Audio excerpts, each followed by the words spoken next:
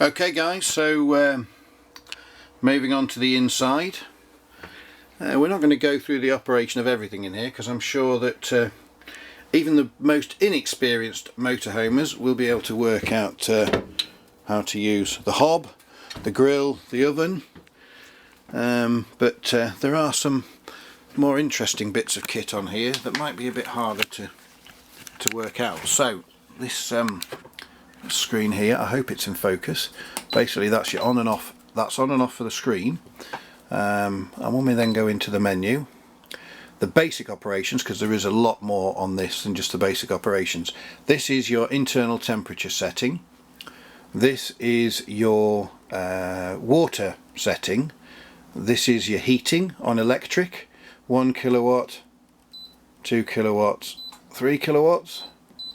We'll just stick that on one. We're just going to warm this through a little bit for tomorrow's customer who's collecting. And this is your heating on gas. So you select your fuel source here, and then you select your hot water and your temperature up here. That is the basic operation on that panel. There is lots of other stuff you can do in programming, but that would be a full long video on itself. Just above here is your water pump. You can hear that buzzing in the background. There's no water in this fan at the minute, so if we leave that on, it is going to just chew through the pump and kill it. Over here, this little pump, this is that heat exchange pump that we were talking about. So that allows the hot water from the back of the van to mix with the hot water, well, not directly, but through a heat exchange, the hot water from the engine. So you can either heat the back of the van from the engine if the engine's running, or you can heat the engine from the back of the van if the van's heating, etc. is on. This is quite a cool one down here. Now this is an add-on, and this is the self-leveling ramps that we've got. So I'm just going to press that and hopefully it'll alarm and then it'll start doing some leveling. You can manually do it with these. That's the back of the van, the front of the van, the right hand side, which is a little bit confusing because that's not that side over there, it's this side over here, and the left hand side.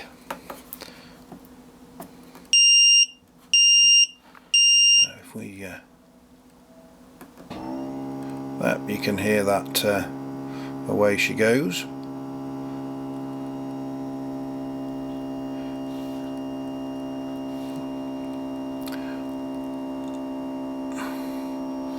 I'm sure it's not very exciting, but you should be able to see shortly.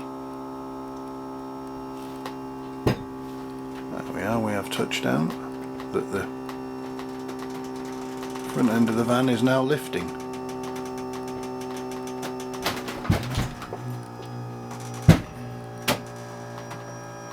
There she goes. Anyway, so there you go, that's the operation of the self-leveling.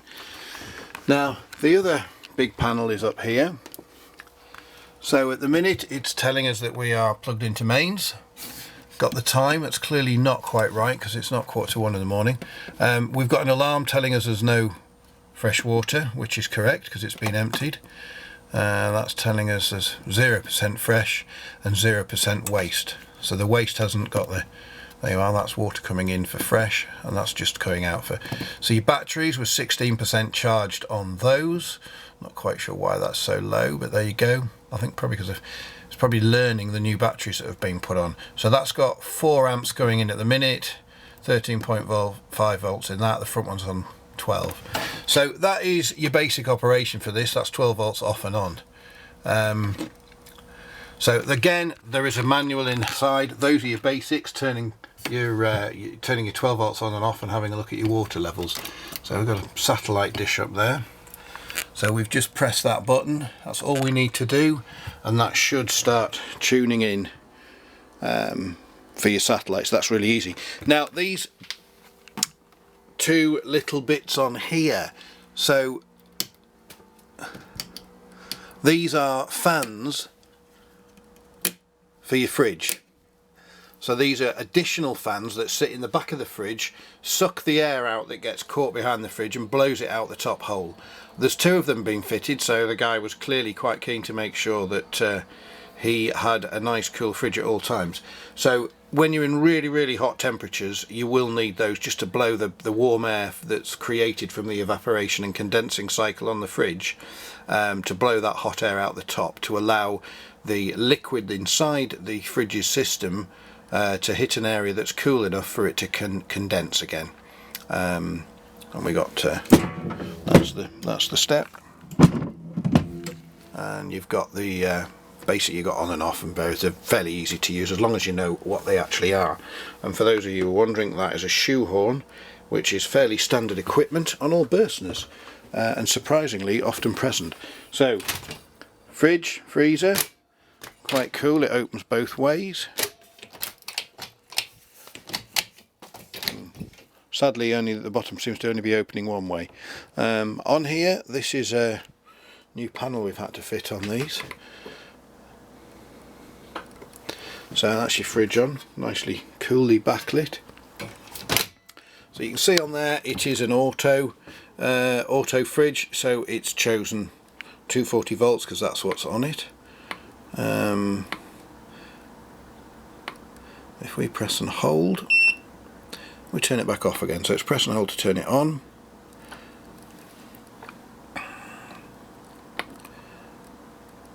And we can flick through the selection there of the auto, so we can then choose 12 volts, gas, mains, or leave it on auto, which is what I'm going to do. So that is your temperature setting on the top. Select that, and then you can turn it up or down accordingly.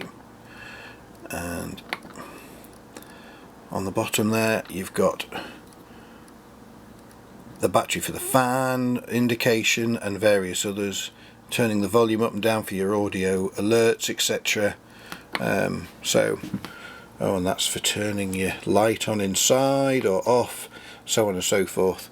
So yeah, pretty simple on the fridge operation. I'm not so sure there's an awful lot more in here to go through. I think we've pretty much covered it. Yeah, Deptford cassette. There's a little red light there to tell you when your cassette gets full.